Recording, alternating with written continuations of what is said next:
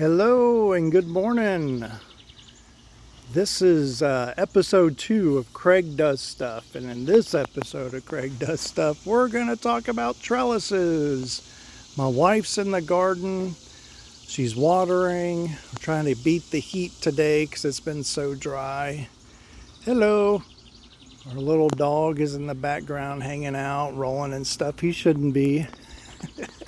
But that's what dogs do. But I want to show you our cattle panel trellis and talk about the materials that we used and just show you some neat stuff. Oh, that's cool. There's a bee. Oop, he just ran off. But you know, this is what a trellis can help you do. We have this vining cucumber plant here and a old trough watering thing, and it's already connected up here. Isn't that cool? And it's got these little legs trying to come up here, and all of these other guys. Oh yeah, there's the bees. The bees' knees. They're just loving it. And so we put up this trellis because obviously we built some supports out of some old fence, and this is like 4 foot or more. Actually, I think it's like 50 inches, and these cucumber vines have just gone way up and beyond it. So here we are looking at the materials. We used 3/4 inch conduit. Then we got this cattle panel from Tractor Supply Company. It comes in 16-foot lengths. It comes in different sizes, but we used the 16 so we could span the arch. We also used a 50-inch wide by 16-foot cattle panel. This one we cut down, but it's kind of easy to put up, but it also takes some strategy to figure out how to do it. So this one's pretty much done. What we did, how I did it, well, measured out the width, and I figured out where I wanted to put these 3/4 inch conduit. These were 10-foot pieces, so I put them in the ground where I wanted them, got up on a tall ladder, and I beat them into the ground. This one is freestanding, as you can see, and it's pretty secure. It's probably about 2 foot into the ground. When I smashed it in with like a small sledgehammer. This one, I hit it into the ground, but I also attached it with one of these conduit hangers, and that just gave it a whole lot of rigidity. I didn't do it on this side. I haven't done it yet. These are lemongrass, but I did it here as well, and these things are solid. And I just used some simple zip ties to hold it together. We're going to probably put some wire on there. We're going to put some wire just because I think it's going to help. But yeah, I mean, it turned out really well. I like it. I put the arch where it's not exactly circular. I kind of made it a little more of like a squished down dome. I want to show you the other cattle panel as we walk through the garden. We got eggplant. We got our security alligator.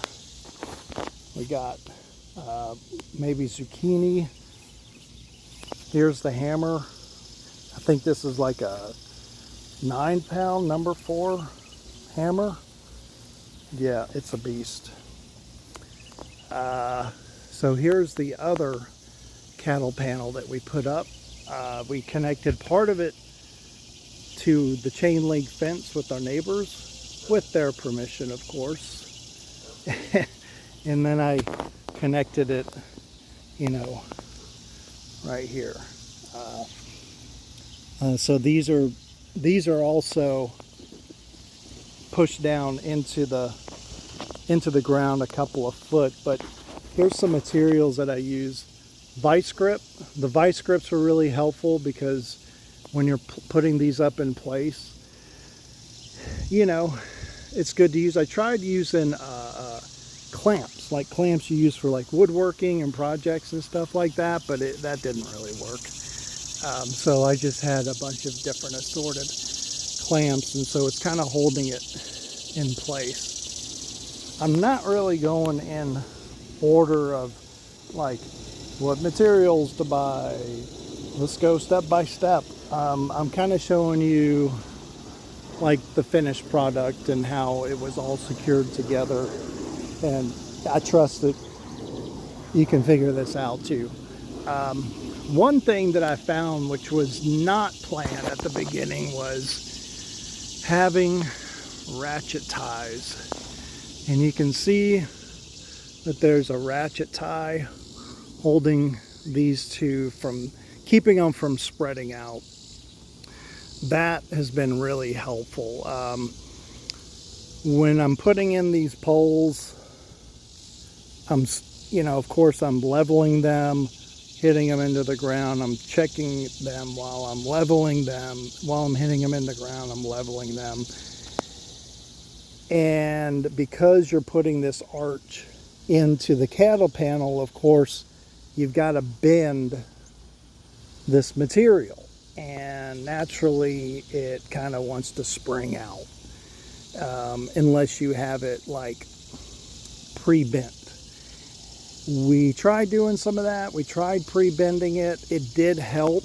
I'm not sure if you can see, but I did actually put in a little bit of a bend here because I knew this was the part that I wanted to be straight down. But I wanted the arch to begin at a specific spot instead of letting the material tell me exactly where it wanted to go. I wanted it to work, but this arch actually works really, really, really, really well. I put the ratchet tie up here because even though we pre-bent it and we flexed it and we've kind of maneuvered it and MacGyvered it, it still wants to push out. So we're still in the process with this of making sure that it's going to stay where we want it to. Later today, I'm going to put another 2 ratchet ties here in between this one and this one here, and then this one and this one here, just to like bring it together and create the memory and the bend of the metal, so it's not going to continue to push outwards. It'll do it. It's just getting the metal to bend properly. Also, another like little trick that I used was when I was setting this up, you see the arch up here, and we set it up. We started attaching from the bottom. Of course, after the poles have been put in the ground, we brought in the cattle panel, the trellis, and we started attaching, make pieces here, here, here, and just almost at every joint we were attaching it, just to kind of make sure it's in place. So we're attaching the cattle panel to the 3/4 conduit. When we got it up here, it wasn't really pushing out a lot, but it was pushing these poles out about 1 inch or 2. And I really didn't want that bowing out to happen. So, back to the ratchet tie. Now that I have this ratchet tie up here, I came up to the very top and I pulled down. And what that's doing is that it's keeping these poles from flexing out, and it's allowing this metal to bend more naturally at the very top. So we're getting this natural kind of bow and this natural arc. You can hear me straining a little bit because I'm hanging on to this and I'm pulling down really hard. Probably 50 or 60 pounds, 80 pounds that I'm pulling down. The reason I need to put some ratchet ties down here to the other side is that even though we have it ratchet tied on both sides and I can pull down here and it's really not flexing it, like this one has memory in it. I can tell that it has memory because it's kind of got a gushiness to it, right? In the middle here, it's hard to pull down, but because it's not supported on these sides here, it keeps kind of bowing out. It keeps kind of flexing out. So that is going to be, one of those finesse factors when you're doing this kind of project is, there's not just one way to do it. There's not one perfect way to do it. There's a lot of different ways to do a cattle panel trellis. For me, I want to make sure things are square. I want to get things set up as best I can. And I think you can see that actually. Yeah, that's pretty cool.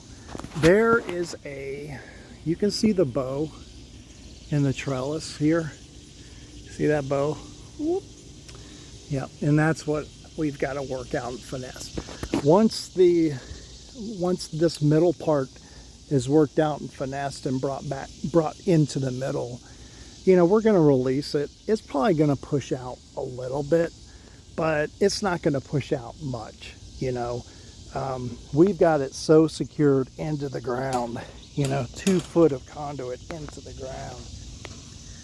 That's not going anywhere. Then this is attached to a chain link fence. I didn't feel real comfortable doing just like a freestanding trellis where with the conduit, of course, as the support. The conduit, you got to have some kind of support for this kind of project. This material, it's not really just going to stand on its own. The cattle panel it's rigid. This is galvanized. It's going to last a long time. The conduit is galvanized too, so it'll eventually get a little rusty, but it's not to that point yet. We have another one. We haven't set up. We're doing 2 back here. We're setting up 2 trellises back here. So we've got one set up, still tweaking it. We got this other one.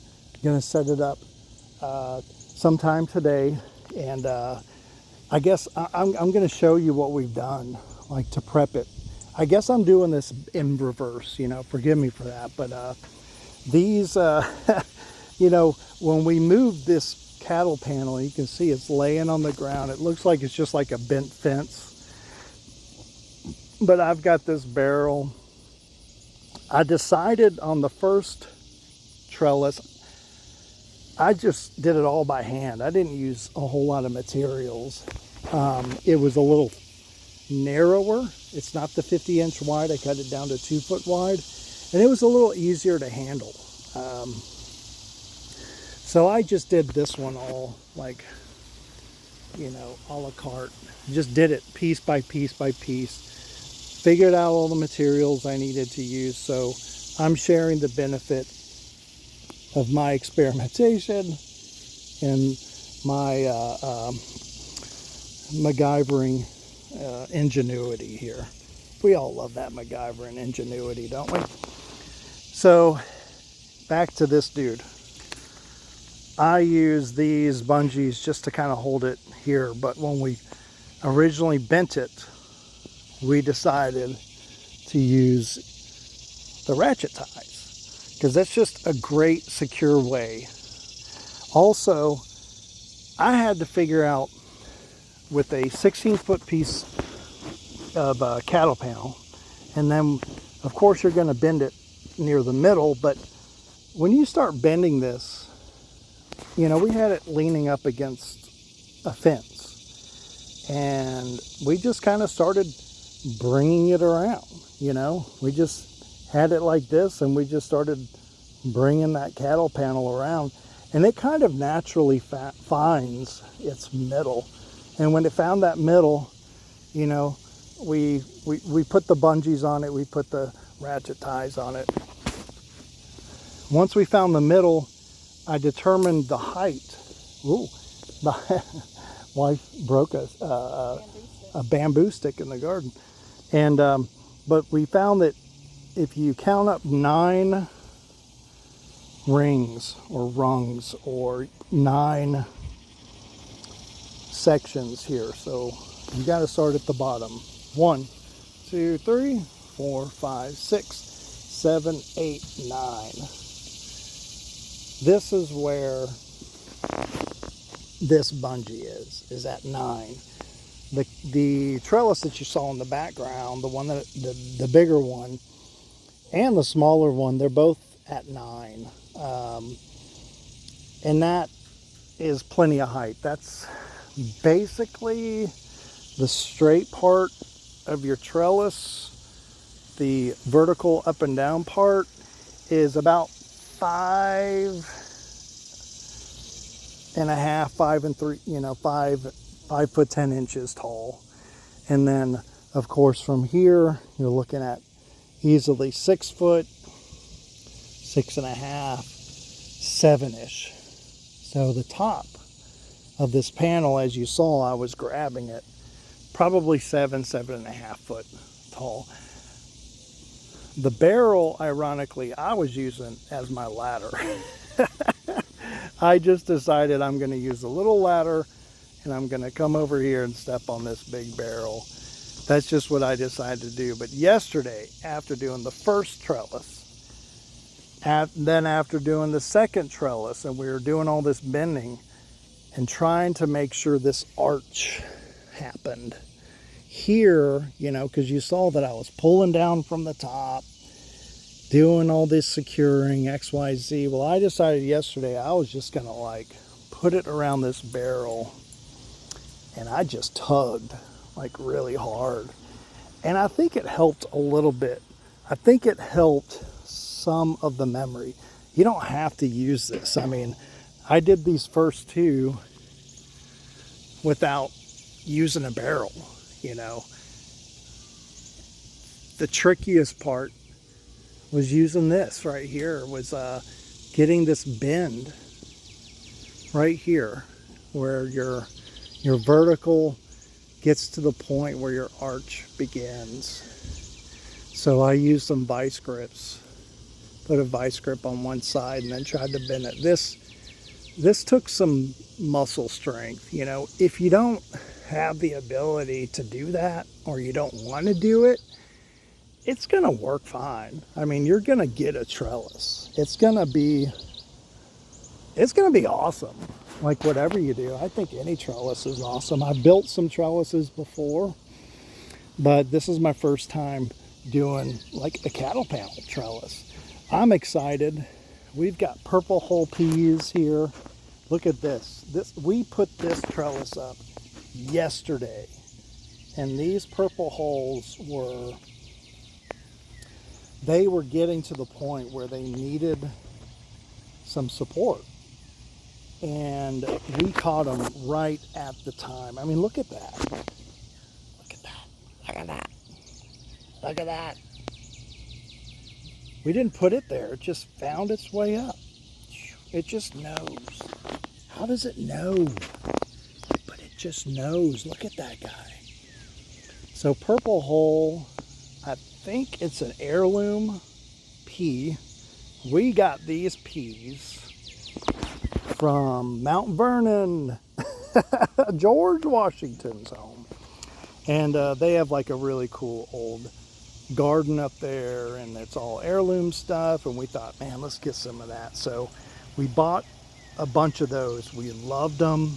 They have this really long stalk it can be this is about 6 inches here, but the peas can be 6 inches to 8 inches. Sometimes they can get bigger, and we're anticipating that the purple hulls, they're gonna climb. They're going to climb. We don't know how far they're going to go this year. But we'll see. It's going to be fun. We got all kinds of stuff. I mean, my wife has gone hog wild. Zucchini. There's some, I think it's dahlias and flowers. Oh, she went inside. Hey, baby. Tell me what you got in the garden. Tell me what you got in the garden. She's coming down. We got, I'm just going to walk around my garden because this, this is Craig Does Stuff. And in Craig Does Stuff, we do stuff unedited. We're just going to show you how we do it. We're not doing all that fancy editing and being all bougie and, hey, let's do a bunch of teasers and, let's show you 15 different arches and pergolas and trellises you can do. Now, keep it simple, baby. All right. Keep it simple. Keep it simple. Okay. What we got? So the cucumbers I got were a Kirby heirloom. Kirby heirloom? Yep. So they're like a pickling type cucumber, I guess. Like they're smaller. Pickling. So they're crispy. I've got some lima beans that are supposed to be bush beans, but I think they're actually a vining kind. So false advertising. This is a tromboncino squash that I'm trying this year. Apparently when it's disease resistant, bug resistant. If you've ever had squash borers get into your plants, apparently it's supposed to be resistant to that. When they're younger, they're kind of zucchini like, but then you can also let them mature and harden like a butternut. So those are a first, and the fruit gets like huge, like 3-4 feet long. I've got a few regular zucchinis here. My sad parsley. Our sad kale that we've been trying to bolt, but then learned the mistake of putting neem oil on it at the wrong time of day, and they got kind of charred. But hopefully that'll bounce back. They got sautéed. Yeah, they got sautéed. So, but I think it's still alive. In oil. It's still alive, but it's so we'll see. Look These at that. are Cherokee purple tomatoes. I've got what else you got? nasturtiums that this one just hasn't been doing very well, and I haven't been able to figure out how to do it. I need to prune it. Let's go look at the okra. Oh yeah, we can do the okra. I like okra, so what do you think, Parpar? This is all okra. There's like a jalapeno plant back there. That was a volunteer marigold that popped up this year. I'm doing some red okra from seed here under these little baskets. There's some borage. And a volunteer pole bean that came up that's going kind of crazy. It hasn't produced very well. And then another Kirby cucumber plant. This was a volunteer tomato that looks like a yellow small tomato thing that we got a couple years ago. So that came back. Look what you got in the bottom. That's thyme. And I have some beans growing because we're going to put another trellis there. Oregano. Oh yeah. This is a Sweet 100 tomato plant. Oh yeah, those are good. So we're going to put another trellis right here. Here's this dude. Oh, something bit you. Oh, buddy, you okay? What's that? Did you try to eat a pea? Oh, you rolled in something and it bit you. So we're gonna do another trellis here. We may put the 50-inch here. It's gonna maybe come out a little bit, but we're not in a super big rush. We got more tomatoes here. What's it? Squash or what's this? That's butternut. I decided to try to put some butternut. Oh, butternut. Yeah, butternut. And we're having we got to put a little hydrogen peroxide on there because we're getting this mildew, and it just happens. But I've noticed that with some of these butternuts. Parsons drinking water. I showed you this earlier. We got the lemongrass, and then volunteer tomatoes in there too. And this is another cucumber. There were a lot of plants in the one that I bought. Got a little pretty flower. Got some water. Oh, we got some eggplant going. These are fairy tale eggplants. I think that some of them are ready. I think they get up to like 4 inches. Yeah, yeah. That's nice looking. Mm-hmm. It's soft, super soft.